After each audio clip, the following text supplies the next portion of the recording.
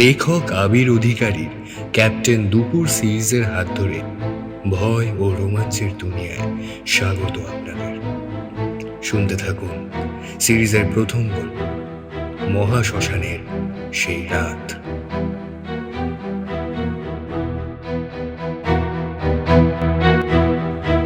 Captain দুপুর, only on HSP studio. আজকের এই গল্পটিতে কিছু হাড়হিম করা ভয়ের ঘটনা রয়েছে। গল্পে উল্লিখিত কোনো ঘটনা যদি আপনাকে বিব্রত করে তবে তৎক্ষণাৎ স্কিপ করে যাবেন। ক্যাপ্টেন দুপুরের বাড়িতে আজ মহা হট্টগোল। রজনী পাড়া বালক সংঘের পঞ্চপাণ্ডব স্বমহিমায় সেখানে উপস্থিত। আজ ক্যাপ্টেনের বাড়িতে সাফাই অভিযান, তাই আমরা অর্থাৎ পঞ্চপাণ্ডব ছাড়া এ কাজ আর কাউকে দেন না ক্যাপ্টেন। এমনকি তার চাকর ছগুলাল পর্যন্ত নয়। সকাল সকাল আমরা মহা উৎসাহের সাথে লেগে পড়েছি এবং সমস্ত কাজের প্রায় অর্ধেক শেষ করে এনেছি। হঠাৎ দীপুর একটা অস্ফুট স্বরে আমাদের সবার চমক ভাঙল। কি হলো, ব্যাপারটা কি?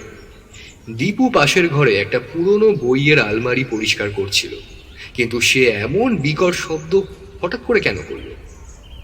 কিছুক্ষণের মধ্যেই ব্যাপারটা আমাদের সবার বোধগম্য হলো, যখন দীপু আমাদের সবার নাম ধরে ডাকতে ডাকতে নিজেই এই ঘরে এসে হাজির হলো।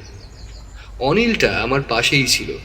সে একটা মিচকে হাসি হেসে বলল, কি রে, টিকটিকি দেখি ভয় পেয়ে গেলি নাকি? এই বলে নিজেই তার এই বিটকেল রসিকতায় হো হো করে হাসতে লাগলো। দীপু দাঁত কড়মড় করে ওর দিকে তাকিয়ে বলল, এমন একখানা জিনিস পেয়েছি যা দেখলে তোরাও বলবি যে দীপু ছিল বলেই এমন একটা জিনিস দেখতে পেলাম। তাজ্জব ব্যাপার, বেটা বলে কি? কথা না বাড়িয়ে চট করে বলে উঠলাম, দেখা দেখি কি সেই অমূল্য সম্পদ। দীপু হতবাগা বিজয়ীর মতন বুক ফুলিয়ে একটা ছোট্ট কাগজের টুকরো আমার হাতে তুলে দিল। ভীষণ অবাক হয়ে কাগজের টুকরোটায় চোখ বোলাতে গিয়েই আমার তো চক্ষু ছানা বড়া হওয়ার জোগাড়। এটা কি? বহু পুরনো একটা চিঠি, ক্যাপ্টেনকে লেখা। লেখাটা এইরকম: প্রিয় দৈপায়ন, আমাদিগের সেই সন্ধ্যা বৈঠক যদি ভুলিয়া গিয়া না থাকো এবং তোমার উৎসাহের মাত্রা যদি তিলমাত্র কমিয়া গিয়া না থাকে, তবে আগামীকাল অমাবস্যা তিথিতে সেই মহা শ্মশানে উপস্থিত থাকিও। নিজ চোখে পর্যবেক্ষণ করিবার এই মহা সুযোগ হাতছাড়া করিবে কি? চিন্তা করিয়া দেখো। ইতি তোমার শুভচিন্তক শ্রী বিশ্বনাথ উপপাধ্যায়। সবাই একবার করে পড়লাম চিঠিখানা। আশ্চর্য, ভয়ানক ব্যাপার। এতদিন ক্যাপ্টেন এই বিষয়ে তেমন কোনো উচ্চবাচ্চা করেননি। মহা শ্মশান, সেখানে এমন দেখার বিষয়ে এইরকম একটা আকুল আহ্বান জানানো হয়েছে ক্যাপ্টেনকে। ভৌতিক কিছু কি? কারোর মাথায় তেমন কোনো যুক্তি এলো না দেখে তখনকার মতন ব্যাপারটায় ইতি ঘটালাম। ভাবলাম এই বিষয়ে আকাশ পাতাল না ভেবে সরাসরি ক্যাপ্টেনকে পাকড়াও করতে হবে আর পুরো বিষয়টা নিয়ে খুঁটিয়ে জানতে হবে। যেমন ভাবা তেমন কাজ। আপাতত পত্রাভিযান থেকে নিজেদের মুক্ত রেখে সাফাই অভিযানে পুনরায় মনোনিবেশ করলাম। কাটায় কাটায় 11টায় যখন পুরো কাজ শেষ, তখন ক্যাপ্টেন এসে বললেন, সাবাস পঞ্চপাণ্ডব, তোরা তো দেখছি দারুণ কাজ করেছিস। তোদের অনারে আজ রাতের ডিনারটা কিন্তু আমার বাড়িতেই কেমন? সবাই আসিস কিন্তু। চিঠিখানার কথা তখন আর বললাম না ক্যাপ্টেনকে। রাতেই যা হওয়ার হবে, তাই তখনকার মতন যে যার বাড়ি ফিরলাম।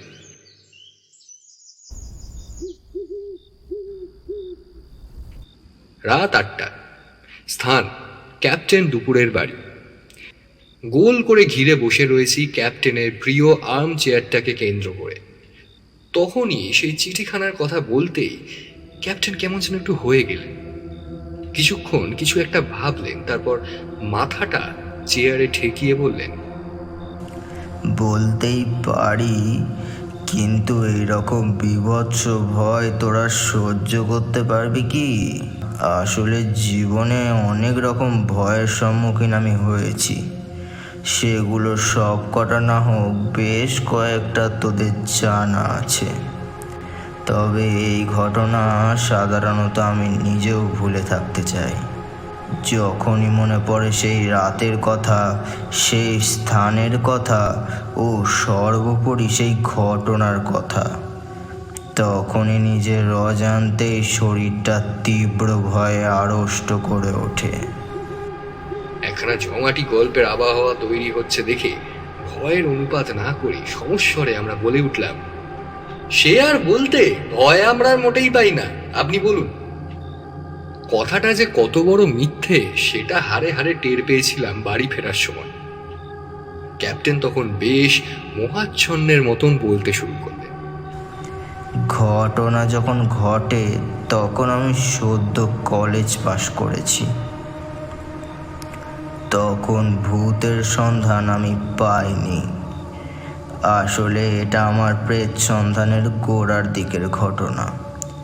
বলতে গেলে এই ঘটনা না ঘটলে আমি হয়তো প্রেতের সন্ধান শুরুই করতাম না।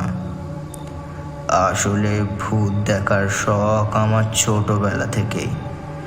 যাই হোক, আসল ঘটনায় আসা যাক। তখনকার বাজারে আজকালকার মতো চাকরির অত আকাল ছিল না।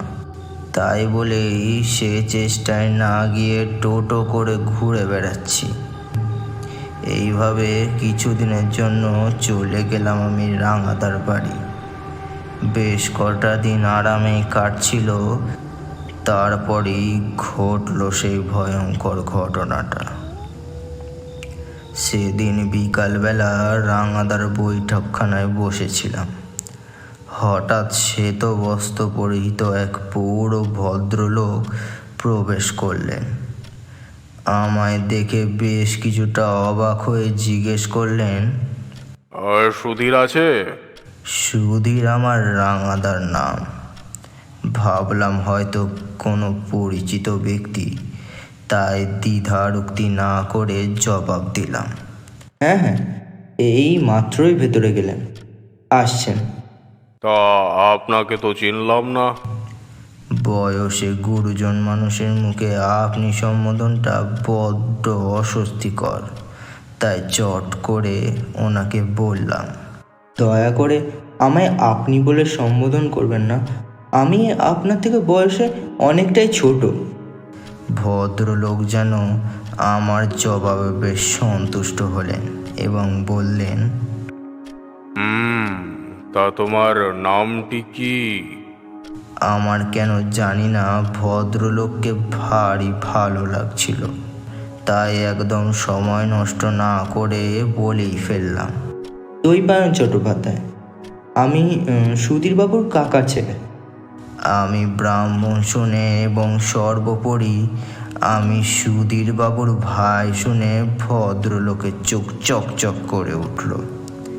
এবার উনি কিছু বলার আগেই ভেতর থেকে আমার রাঙাদা বলে উঠলেন, আরে বিশ্বদা, আসুন আসুন।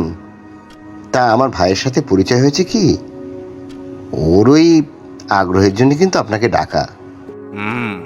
তোমার ভাইয়ের সাথে এই মাত্র পরিচয় পর্ব সারলাম এবং বেশ প্রীত হচ্ছি এটা জেনে যে তোমার থেকে এক শিকিও কম নয় তোমার ভাই। তা দৈপায়ন, প্রেত বিদ্যায় প্রচুর আগ্রহ নাকি শুনেছি তোমার। বেশ কয়েকবার ওনাদের খপ্পরে পড়ে বেঁচেও ফিরেছ। বেশ বেশ, যদিও তুমি সেগুলোকে কাকতালীয় ঘটনা ছাড়া অন্য কিছু বলে ভাবতে রাজি নও, তাও। ভদ্রলোকের মুখে ভূতের নাম শুনে বেশ চমকে উঠলাম, তাই প্রথমটা কিছু বলতে পারলাম না। এবার বেশ বুঝতে পারছি সেবার রাঙাদার সাথে ভুতুড়ে তর্কটা যখন জমেছিল তখন বলেছিলাম যদি ভূত দেখাতে পারো তবে মেনে নেব। তাহলে কি রাঙাদা সেই ব্যবস্থা করেছেন? এই সব যখন মাথার মধ্যে ঘুরছে তখন শুনতে পেলাম সেই ভদ্রলোকের গম্ভীর কণ্ঠস্বর, শোনো দৈপায়ন, তোমায় এক অদ্ভুত জিনিস দেখাব। তবে হ্যাঁ, সেটা যে 2-1 দিনের মধ্যে হবে সে নিশ্চয়তা আমি তোমায় দিচ্ছি না। সে বিস্ময়কর জিনিস যদি তোমার বরাতে থাকে তবে নিশ্চয়ই তা দেখতে পাবে। তুমি এটা বিশ্বাস করো যে জাগতিক মায়া থেকে নিষ্কৃতি পাওয়ার পর আত্মার আর কোনো জাগতিক মোহ থাকে না? আমি নির্দ্বিধায় বলে উঠলাম, আমার তো তাই বিশ্বাস। মৃত্যুর পর কারোর আর মোহমায়া থাকে বলে তো জানি না। উনি মুচকি হেসে বললেন, আহ, থাকে থাকে, এমনকি বেশ কিছু কর্ম সম্পাদন করতে মৃত্যু পর্যন্ত বরণ করতে পারে। ব্যাপারটা শুনে আমি রীতিমতো অবাক হয়ে গেলাম। মনে মনে বললাম, জীবিত থাকা অবস্থায় যে কাজ করতে পারেনি সে কাজ করার জন্য মৃত্যুবরণ। অহেন ভাবনায় ছেদ পড়ল। তখন সন্ধে প্রায় হব হব করছে। ভদ্রলোক বললেন, আজ তবে উঠি। তোমার ঠিকানাটা সুধীরের কাছ থেকে আমি নিয়ে নেব। যদি আমি আবার এই রকম কোনো কাজে লিপ্ত হওয়ার সুযোগ পেতে পারি তবে সেদিন আমার সঙ্গী হবে তুমি। কেমন? ভালো থেকো। আমাদের দুজনকে আর কিছু বলার সুযোগ না দিয়ে ভদ্রলোক উঠে পড়লেন। ওনার প্রস্থানের পর আমি জিজ্ঞাসা করলাম, ভদ্রলোক কি করেন বলো তো? রানাদা কেমন যেন ঘোরের সাথে কথাগুলো বলল। উনি শ্রী বিশ্বনাথ উপাধ্যায়, মস্ত বড় তান্ত্রিক। এই কথা শুনে আমি রীতিমতো হতচকিত হয়ে গেলাম। কিছুক্ষণ দাঁড়িয়ে রইলাম। তারপর আর 2 দিন ওখানে থেকে আমি বাড়ি ফিরে এসেছিলাম। ঠিক 2 বছর পর আমার কাছে আর একটা চিঠি, যেটা ওই তোরা আজ সকালে পেয়েছিস। ততদিন আমি ব্যাপারটা সম্পর্কে প্রায় ভুলেই বসেছিলাম। হঠাৎ ওই চিঠিখানা আমার সেই 2 বছর আগের বিকেলটাকে প্রায় জীবন্ত করে তুলল। আর আমিও পোটলা পুটলি বেঁধে রওনা দিলাম রাঙাদার বাড়ির উদ্দেশ্যে। সেখানে গিয়ে রাঙাদাকে বিশ্বনাথবাবুর চিঠির কথা বললাম। আর সেই দিন বিকেলে উনি এসে হাজির হলেন। আমি ওনাকে প্রণাম করে দাঁড়ালাম। উনি শান্ত শীতল স্বরে বললেন, দীর্ঘজীবী হও। আজ কেন জানি না সকাল থেকেই মনে হচ্ছিল তুমি আসবে, তাই একবার খোঁজ নিতে এলাম। তবে বেশ, আজ রাতেই তোমার অভিলাষ পূর্ণ করব। ভয় পাবে না তো? আমি বলতে চাইছিলাম না ভয় আমি পাবো না, কিন্তু তার আগেই রাঙাদা বলে উঠলেন, তা বিশ্বদা, আপনার হাতেই আমার এই ভাইটিকে ছেড়ে দিলাম। এমনিতে মহাশ্মশান, তার উপর ওকে আপনি রক্ষা করবেন। না হলে আমি যে কাকিমার কাছে মুখ দেখাতে পারবো না। চিন্তা করো না সুধীর, আমার প্রাণ দিয়েও আমি তোমার এই সহোদরটিকে রক্ষা করব। আর দৈপায়ন, আজ রাত 12টায় তৈরি থেকো। আমার সাথে আজ তোমার যাত্রা হবে মহাশ্মশানের উদ্দেশ্যে। কাঁটায় কাঁটায় রাত 12টায় উপাধ্যায় মশাইয়ের সাথে বেরিয়ে পড়লাম। শ্মশানে যখন প্রবেশ করলাম তখন রাত আরো গাঢ় হয়েছে। পথে যেতে যেতে উপাধ্যায় মশাই আমাকে একটা কথা বললেন, বুঝলে দৈপায়ন, আজ এই অমাবস্যার রাতে যে মরা আসছে সে অতি সজ্জন ব্যক্তি। জীবিত অবস্থায় কারো কোনো ক্ষতি করেনি, অথচ ওর প্রাণাধিক প্রিয় বন্ধু ওর স্ত্রী পুত্রকে ওরই চোখের সামনে হত্যা করে সম্পত্তির লোভে। জীবিত অবস্থায় সে কিছুই করতে পারেনি, কিন্তু মৃত্যুর পর সে মেটাতে চায় তার অসম্ভব প্রতিশোধের ক্ষুধা। তুমি কার্য চলাকালীন কোনো কথা বলবে না। চোখের সামনে যাই ঘটুক না কেন আসন ছেড়ে পালাবে না, তাহলেই তুমি রক্ষা পাবে। মন্ত্রমুগ্ধের মতো শুনতে শুনতে মহাশ্মশানে এসে হাজির হলাম। কি ভয়ঙ্কর সেই স্থান! চারিদিকে আগুনের লেলিহান শিখায় উন্মত্ত নৃত্যের সাক্ষী হয় যেন আমাকে সঁপে দিয়েছে কেউ। ধুনি জ্বালিয়ে তান্ত্রিকগণ তপস্যায় রত। চিতার ওপর চিতায় কটকট শব্দে কাঠ ফাটছে। ধোঁয়ায় চোখ প্রায় অন্ধকার হওয়ার সামিল। এতক্ষণ যা দেখিনি তাই আবার মনোযোগ দিয়ে দেখলাম। আগুনের উজ্জ্বল আলোয় উপাধ্যায় মশাইয়ের বস্ত্র দেখলাম রক্তাভ লাল, গলায় রুদ্রাক্ষর মালা আর কপালে রক্তচন্দনের মোটা তিলক। ইনি কে? এই নাকি কি আমি সেই সুন্দর বিকেলে দেখেছিলাম? আমরা নদীর তীরে এক কোলাহল মুক্ত জায়গায় এসে বসলাম। দেখলাম সেখানে আগেই ধুনি জ্বলছে আর তার পাশেই 3টি আসন পাতা। দুটিতে আমি আর উপাধ্যায় মশাই বসলাম, আর একটি কার জন্য সেই চিন্তাই করছি এমন সময় এক সাদা চাদর মোড়াকে ধরে কিছু লোক নিয়ে নিস্তব্ধে রেখে চলে গেল। বিশ্বাস করবি না, হঠাৎ কে যেন আমার কানের কাছে এক অশরীরী হাসির উন্মাদ হয়ে উঠল। চারিদিকের এই অপার্থিব পরিবেশ আমার মতো সাহসী লোককেও হৃদকম্প ধরিয়ে দিল। হতচ্ছাড়া দীপুটা চিরকালের ফোড়নবাজ চট করে বলে উঠল, আপনি তাও আবার সাহসী? উপাধ্যায় মশাই আমায় পই পই করে বলছিলেন, যাই ঘটুক না কেন আমি যেন আসন ত্যাগ না করি। কিন্তু তখন যা পরিস্থিতি, আমার ইচ্ছে হচ্ছিল এক ছুটে এই বিপজ্জনক স্থান ত্যাগ করি। কিন্তু বিধি বা উপাধ্যায় মশাই যেন আমার মনের ভাব বুঝতে পেরে নির্দেশ দিলেন, এক পাও নড়বে না, নড়লে আমি কিন্তু বাঁচাতে পারবো না। অগত্যায় ঘাপটি মেরে অন্ধকারে বসে রইলাম। ধীরে ধীরে রাত আরো গভীর হতে লাগলো। দূরে কোথাও যেন দুটো শেয়াল আর রাত পেঁচা এক করুণ সুরে তাদের অস্তিত্বের জানান দিয়ে গেল। দুটো স্বর যেন আমার কাছে অপার্থিব আর্তনাদের মতো শোনালো। আর তখনই ঘটল সেই ঘটনা।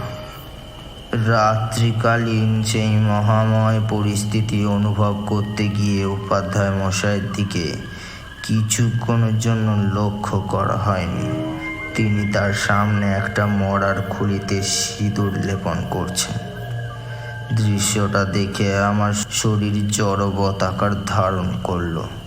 কিন্তু আসল কাণ্ড যে তখনও বাকি।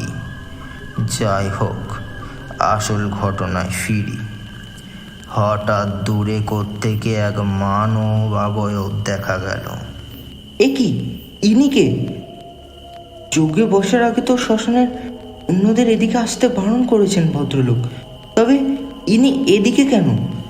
প্রশ্নের উত্তর পেলাম ঠিকই। উপাধ্যায় যেন আমার প্রশ্নের উত্তর দেওয়ার জন্য এতক্ষণ চুপ করে বসেছিলেন।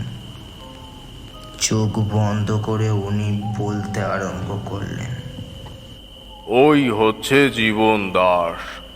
ভগবান ওর জীবন দিয়েছেন ঠিকই, কিন্তু আজ ওর মৃত্যু হবে, তাও আবার ওর বন্ধু মাধবের হাতে, যে এখন তোমার সামনে শুয়ে রয়েছে। চমকে উঠে আমি জিজ্ঞাসা করলাম, তবে ইনি কি জীবিত? না, ওর মৃত্যু বিকেলেই হয়েছে। গুরুগম্ভীর কণ্ঠে বললেন উপাধ্যায় মশাই। আমার বিস্ময় অবস্থা দেখে উনি আমার শান্ত থাকতে বললেন আবার নিজের কাছে মনোযোগ দিলেন। এরপর যা হলো তার যে কোনো মানুষের জীবন তোলপাড় করার মতো ঘটনা। জীবন দাস যেন কোনো এক মায়ার ঘোরে যজ্ঞস্থলে এসে হাজির হলো। কোনো কথা জিজ্ঞাসা না করে চুপ করে একধারে বসে গেল। আর উপাধ্যায় মশাই জ্ঞান ও বেদি থেকে কি একটা জীবন দাসের কপালে মাখিয়ে দিলেন। তাতে জীবনের কোনো আপত্তি দেখা গেল না। ও যেন তখন ওর মধ্যে নেই। ইতিমধ্যে উপাধ্যায় বজ্রকণ্ঠে মৃত্যু মাধবের দিকে চেয়ে বললেন, মাধব, এই মাধব, শুনতে পাচ্ছিস? মাধব, যে দেখ, তোর আর্ত বলিদান ব্যর্থ হয়নি। দেখ, শয়তান জীবন দাস এসেছে। নে তোর প্রতিশোধের ক্ষুধার নিবৃত্তি ঘটা, শুরু কর। কথাটা এতটা জোরের সাথে বলেছিলেন যে আজও আমার মনে আছে। অহেন কথা বলার সঙ্গে সঙ্গে যে ব্যাপারটা ঘটলো তাতে আমার শির দ্বারা দিয়ে হিমস্রোত বয়ে গেল। এই কি দেখছি আমি? এতক্ষণ ধরে মরে পড়ে থাকা মাধব ধীরে ধীরে উঠে বসছে। মাথাটা সম্পূর্ণ ঘুরে গিয়ে পেছনে তাকালো জীবন দাসের দিকে। এই ভয়ঙ্কর ঘটনায় দারুণ ভয় পেয়ে অস্ফুট এক চিৎকার মুখ থেকে বেরোতে গিয়ে বাধা পেলাম উপাধ্যায় মশাইয়ের কাছে। এবার দেখলাম মৃত মাধব জীবন দাসের পেছনে গিয়ে দাঁড়িয়েছে আর ধীরে ধীরে মুখ নামিয়ে জীবন দাসের কাঁধে কামড় দিয়ে কড়মড় করে মাংস আর রক্ত খেতে লাগলো। জীবন দাসের কোনো বিকার দেখলাম না মুখে। সে যেন ধ্যান মগ্ন। নর মাংস আর রক্ত পান করতে করতে মৃত মাধবের আত্মা উন্মাদের মতো হাসতে লাগলো।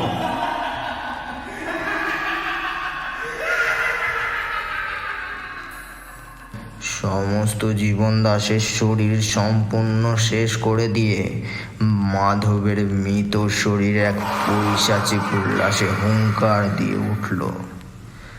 ভয়ে কাঠ হয়ে আমি সেই পৈশাচিক দৃশ্য চুপচাপ দেখতে লাগলাম।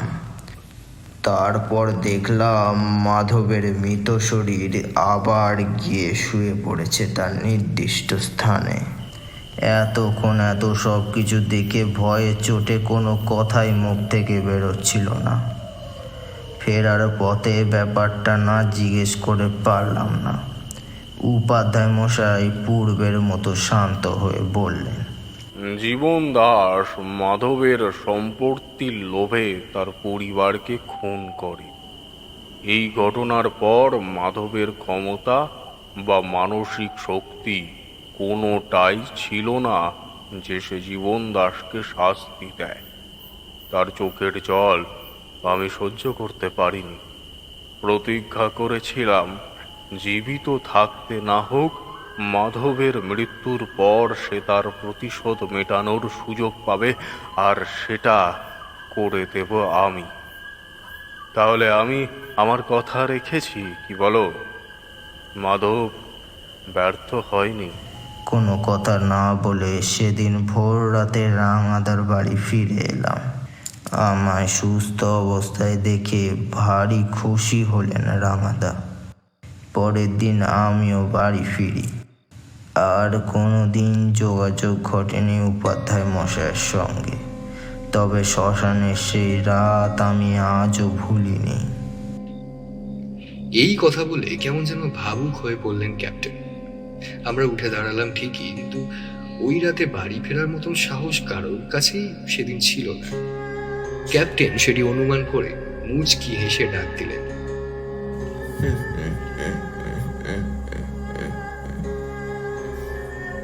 চোখগুলাল, এই চোখগুলাল।